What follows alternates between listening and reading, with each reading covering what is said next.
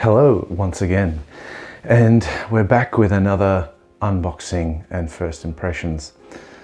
Now, you can see the box beside me. It's already been unboxed, but this isn't the thing that I'm unboxing today. Just want to go over a few things first. Now this, as you know, is Acqua Di Gio Profumo. It's a parfum concentration. It came out quite recently in relation to its original counterpart, which was Acqua Di Gio, the original, that was released in 1996, I believe. And going back to that year, I very, very vividly remember smelling this scent on every single guy that was walking past. And I was like, what is that? I need to find out what that is. When I found out what that was, I thought, I gotta get me one of those.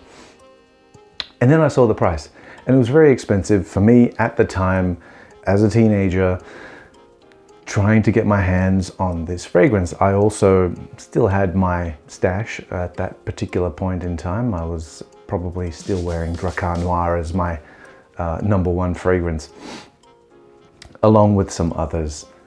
But when I finally managed to save up enough money, working odd jobs and different sort of things that earned me money at the time, I finally got enough money to get myself one of these, and I had a 100ml bottle, and I remember it was fantastic. I wore it over summer and into the autumn, or as some people like to call it, fall, but it's autumn.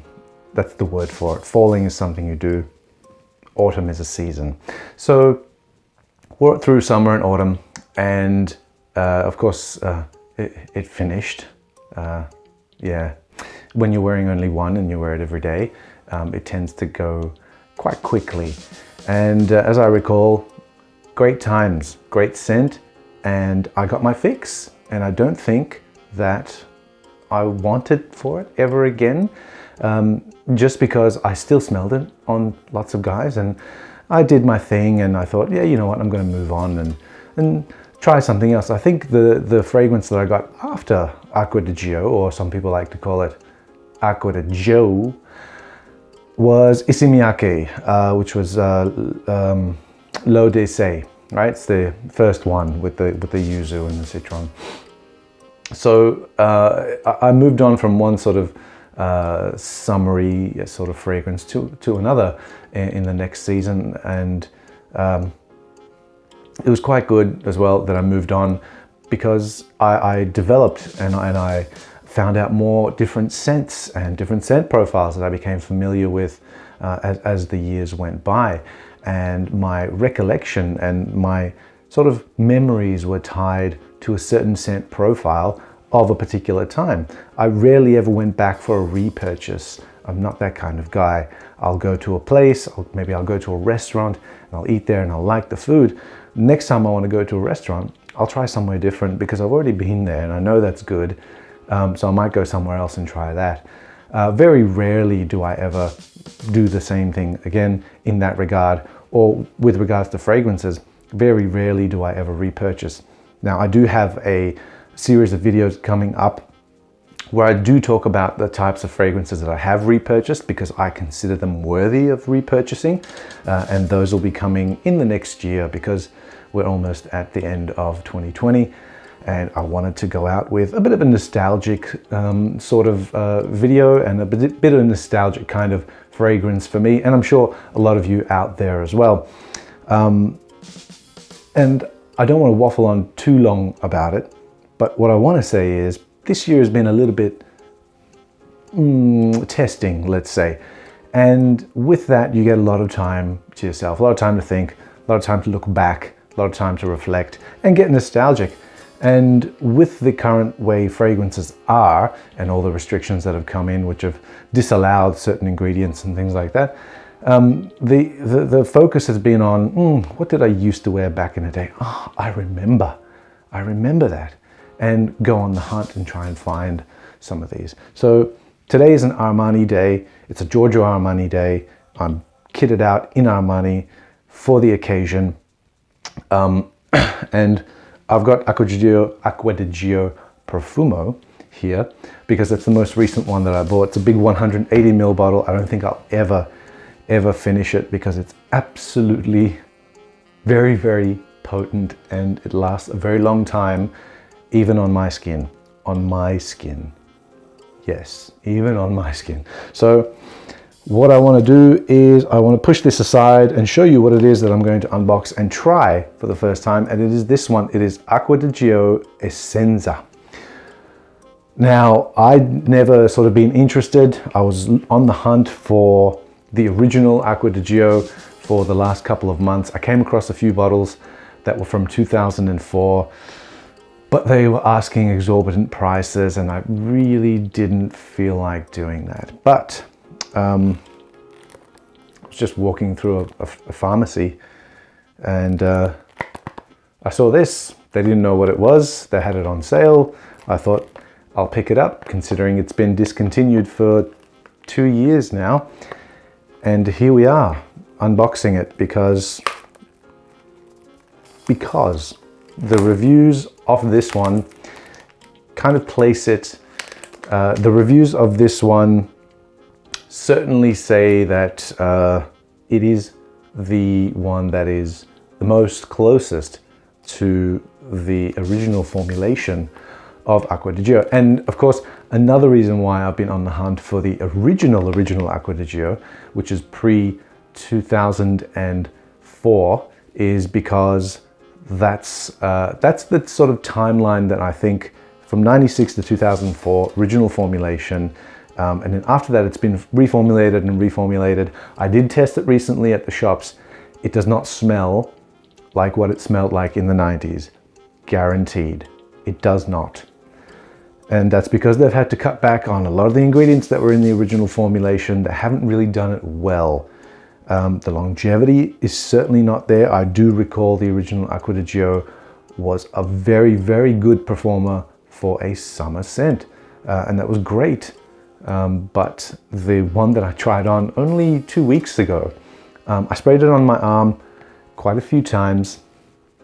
And within an hour, it was gone. It was absolutely gone. And generally tester bottles have had that time to mature and sit there in an air-conditioned area. So again, I can't imagine what it would be like, owning one of those. And the price is still up there considering its performance and its scent, because it's really not the scent that it used to be either. It's pleasant, but it's just not the original Acqua Di Gio. So I'm excited to smell this one because everyone says it is the closest reincarnation of the original. Off we go with the plastic wrap. This is the box. It's got all the garbage ingredients on the back.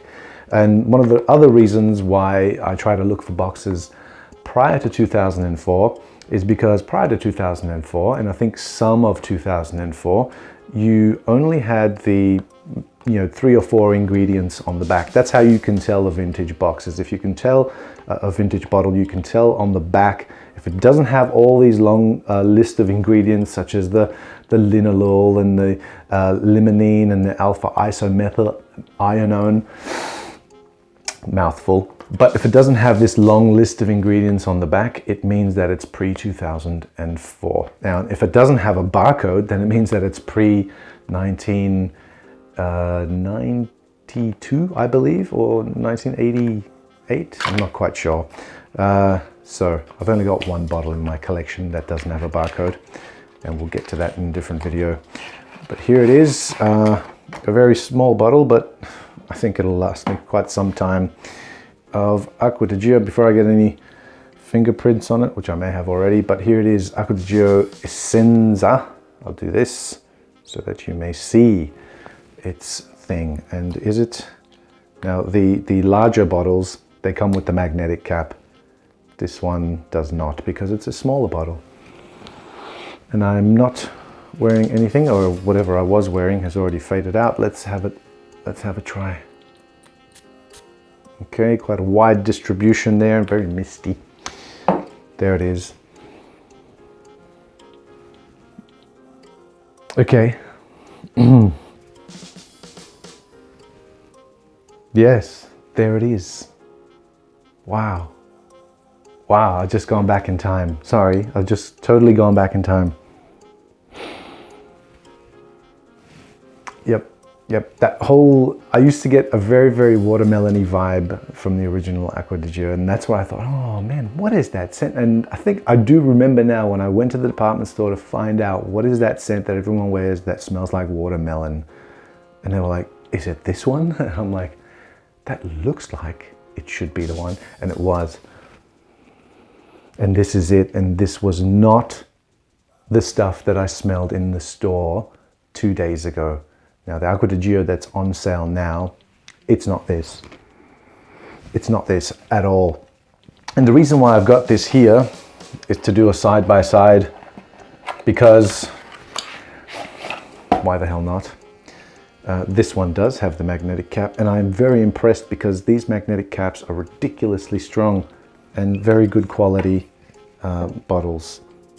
Oh, and by the way, I did check the batch code on the Essenza. It is from March 2012. I cannot believe it's been sitting at that pharmacy for that long. They had no idea what it was, and they thought, we want to get rid of it.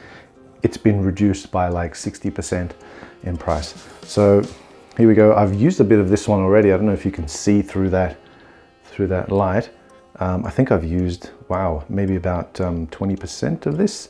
It is a 180 ml bottle. So yeah. Okay, that one's got a better atomizer in my opinion. I do like them a little bit more direct, not so wide and misty. That one is too strong at the moment. Wow, I need to give that a bit of time. And time has been given. Now, these have sort of had some time to develop on the skin a little bit, and what I get is Essenza on this side is a little bit more light, is a little bit more fresh, and actually it's quite a lot more fresh. It's quite a lot more light because I'm getting that sort of vibe of salty, marine notes, aquatic notes.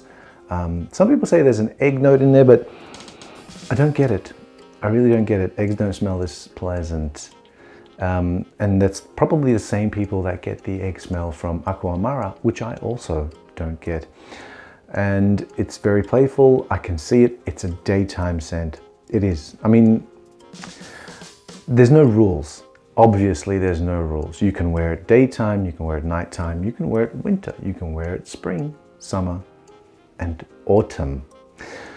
But to me, in my opinion, it is a daytime scent. It is a warm weather fragrance. Not that weather means anything to us anymore, but just let's say we were going to be outdoors in the sun,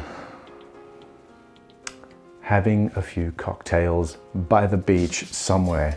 That would be nice, wouldn't it? Especially this year. So that's that one. Profumo, on the other hand, is a little bit more pungent. That's the word I use to describe it. And then I made the mistake last month on a hot day, on a hot night, as a matter of fact, to chuck some of this on, the Profumo. And it was not a good time.